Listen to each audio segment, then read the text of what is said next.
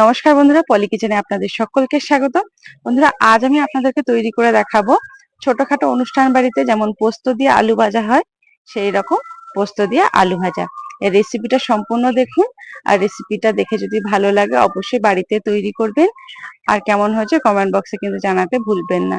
তাহলে চলুন দেখাই আমি কিভাবে একদম অনুষ্ঠান বাড়ির মতো পোস্ত দিয়ে আলুটা ভাজছি। আজ আমি তৈরি করব আলু ভাজা। ছোটখাটো ঘরোয়া অনুষ্ঠানে যেভাবে পোস্ত দিয়ে আলু ভাজে, ঠিক আমি সেইভাবে আলুটা ভাজবো। তার জন্য আলুগুলোকে দেখুন, এখানে আমি টুকরো টুকরো করে কেটে নিয়েছি। দেখুন, আলুগুলো কিন্তু আমি ছোট ছোট টুকরো করে কেটে নিয়েছি। আর আলুটা আমি 50% মতো জলে ভাপিয়ে নিয়েছি, শুধু লবণ দিয়ে এটাকে একটু সিদ্ধ করে নিয়েছি। আলুটা যেহেতু আমি সিদ্ধ করে নিয়েছি, তার জন্য কিন্তু খুব অল্প তেল লাগবে এখানে।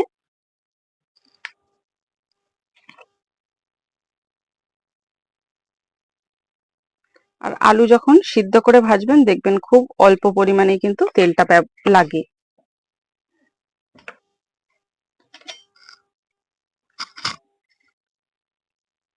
আপনারা দেখতেই পাচ্ছেন আমি কিন্তু একদম অল্প পরিমাণে তেলটা দিয়ে দিয়েছি।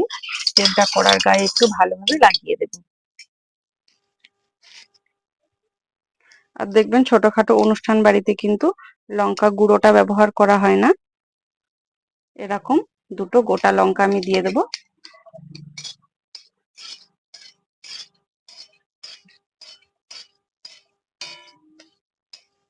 লঙ্কাটা এখানে লাল করা হয়ে গেছে। এবারে আমি যে আলুটা 50% মতো সিদ্ধ করে রেখেছিলাম, সেই আলুটা এর ভিতরে দিয়ে দেবো।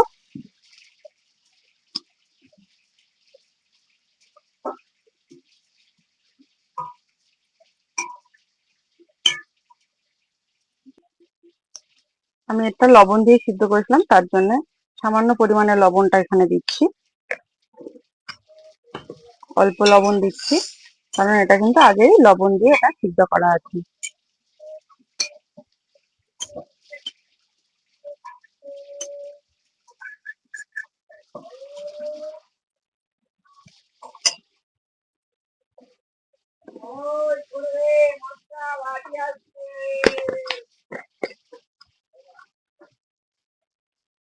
কালারের জন্য দিয়ে দেবো হলুদ।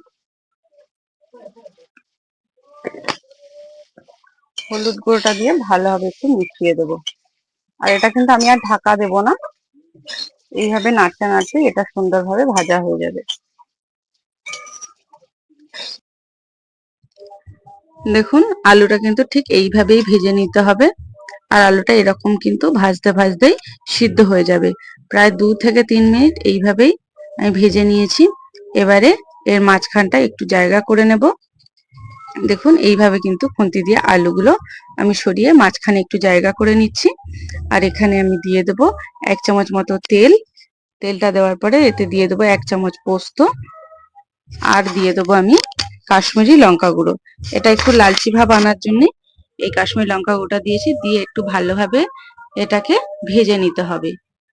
আর এতে কিন্তু পোস্তটাও বেশ ভালো ভাজা হবে, আর এটা কিন্তু একটু শক্ত ভাব আসবে। যখন এটা খাবেন দেখবেন মুখে কিন্তু বেশ পোস্তটা পড়লে বেশ দারুণ লাগবে। এবার এটাকে একটু ভালোভাবে সব আলুর সাথে মিশিয়ে দিতে হবে। মিশিয়ে এইবারে আলুর গায়ে একটু ছ্যাঁকা আসা পর্যন্ত এটাকে ভালোভাবে নেড়ে নেড়ে ভেজে নিতে হবে, তাহলে কিন্তু এটা দারুণ লাগবে। আর দেখবেন অনুষ্ঠান বাড়িতে কিন্তু প্রথম পাতে কিন্তু এই আলু ভাজাটাই আসে। আর এই আলু ভাজাটা কিন্তু খেতে কিন্তু দুর্দান্ত লাগে। এবার দেখুন, এখানে কিন্তু আলুটা ভাজতে ভাজতেই আমি সিদ্ধ করে ফেলেছি। আপনাদেরকে একটা হাতে ভেঙেও দেখাচ্ছি। দেখুন, টিপলেই দেখতে পাচ্ছেন এটা কিন্তু ভেঙে যাচ্ছে, মানে এটা সম্পূর্ণ সিদ্ধ হয়ে গেছে। আরো আমি 1 থেকে 1.5 মিনিট এইভাবে এটাকে ভেজে নেব।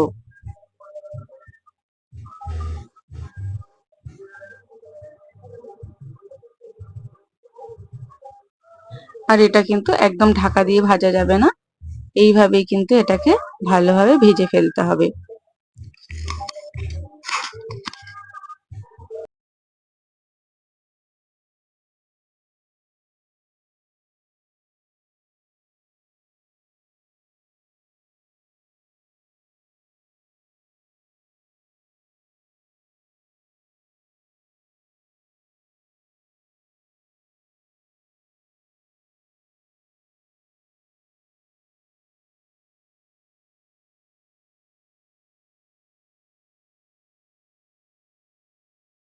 এখানে কিন্তু আলুটা ভাজা হয়ে গেছে।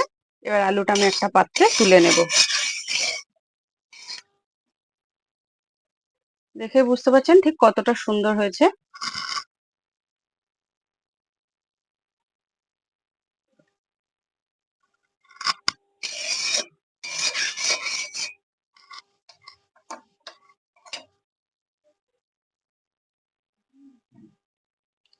দেখুন বন্ধুরা, তৈরি হয়ে গেছে একদম অনুষ্ঠান বাড়ির মতো পোস্ত দিয়ে আলু ভাজা। কেমন হয়েছে অবশ্যই কিন্তু কমেন্ট করে জানাতে ভুলবেন না। আর রেসিপিটা ভালো লাগলে অবশ্যই লাইক, কমেন্ট, শেয়ার করতে ভুলবেন না। আরো এরকম নিত্য নতুন রেসিপি পাওয়ার জন্য অবশ্যই আমার চ্যানেলটাকে সাবস্ক্রাইব করে পাশে থাকা বেল আইকনটি প্রেস করে নোটিফিকেশনটা অন করে দেবেন। আর অবশ্যই কিন্তু এটা বাড়িতে তৈরি করবেন। কেমন হয়েছে কমেন্ট বক্সে জানাতে ভুলবেন না।